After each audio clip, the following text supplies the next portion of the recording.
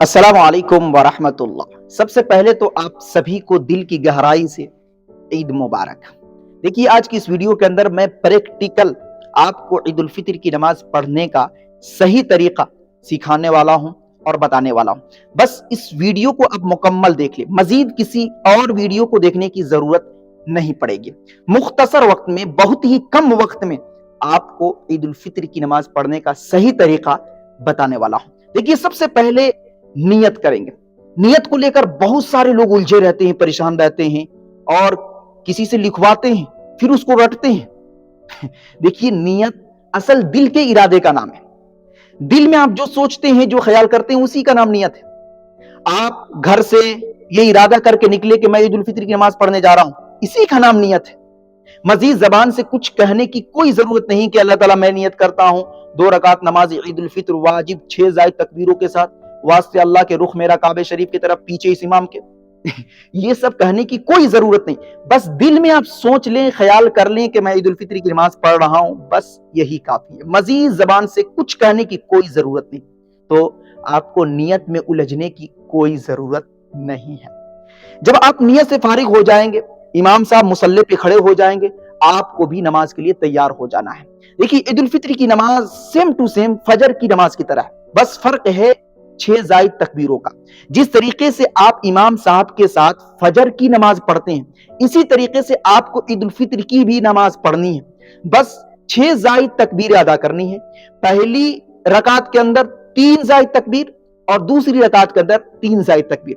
پہلی رکعت کے اندر ثنا کے بعد 3 زائد تکبیر آپ ادا کریں گے، اور دوسری رکعت کے اندر رکوع سے پہلے قرات کے بعد 3 زائد تکبیر ادا کریں گے۔ وہ اس طریقے سے کہ امام صاحب اللہ اکبر کہتے ہوئے نیت باندھیں گے، آپ کو بھی امام صاحب کے ساتھ ساتھ عام نماز کی طرح نیت باندھ لینی ہے، ثنا پڑھنی ہے، سبحانک اللہم و بحمدک و تبارک اسمک و تعالی جدک و لا الہ غیرک۔ ثنا کے بعد امام صاحب 3 زائد تکبیر ادا کریں گے۔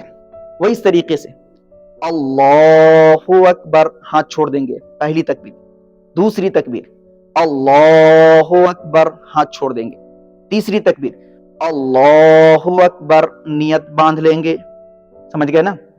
ثنا کے بعد 3 زائد تکبیر کہی جائے گی، تینوں تکبیر میں ہاتھوں کو کانوں تک اٹھانا ہے، لیکن آخری تیسری تکبیر میں ہاتھ کو چھوڑنا نہیں ہے بلکہ نیت باندھ لینی ہے۔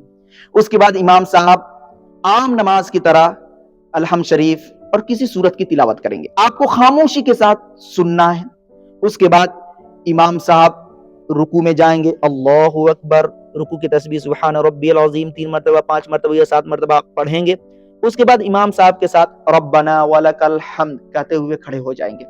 پھر امام صاحب عام نماز کی طرح اللہ اکبر کہتے ہوئے سجدے میں جائیں گے، 1 سجدہ 2 سجدہ مکمل کریں گے، پھر اللہ اکبر کہتے ہوئے دوسری رکعت کے لیے کھڑے ہو جائیں گے۔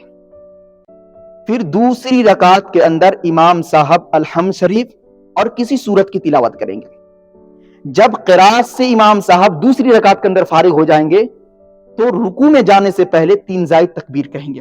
وہ اس طریقے سے پہلی تکبیر اللہ اکبر ہاتھ چھوڑ دیں گے، دوسری تکبیر اللہ اکبر ہاتھ چھوڑ دیں گے، تیسری تکبیر اللہ اکبر ہاتھ چھوڑ دیں گے۔ اس کے بعد چوتھی تکبیر امام صاحب کہیں گے رکوع میں جانے کے لیے۔ یہاں پر بہت سے لوگ غلطی کرتے ہیں، ادھر ادھر دیکھنے لگتے ہیں، کچھ لوگ ہاتھ اٹھا لیتے ہیں۔ تو دیکھیے 6 زائد ہی تکبیر کہنی ہے، 3 زائد تکبیر پہلی رکعت کے اندر کہی جا چکی اور 3 زائد تکبیر یہاں دوسری رکعت کے اندر کہی جا چکی۔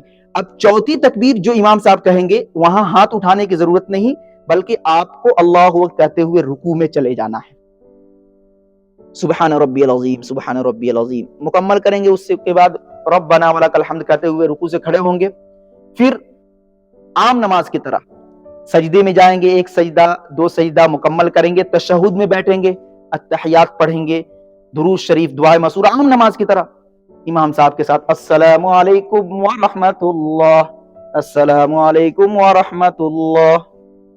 ماشاءاللہ عید کی نماز مکمل ہو گئی، بہت ہی آسان ہے۔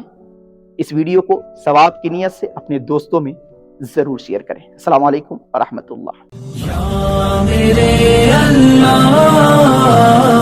Thanks for watching. Don't forget like, comment, share and subscribe to Mufti Haq Kasmi. یا